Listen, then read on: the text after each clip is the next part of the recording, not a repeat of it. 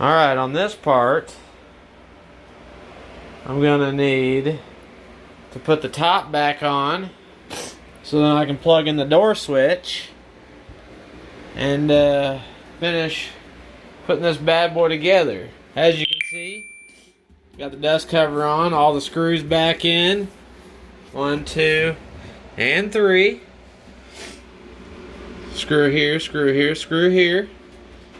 It's all mounted. It's all good. All the screws are back into place.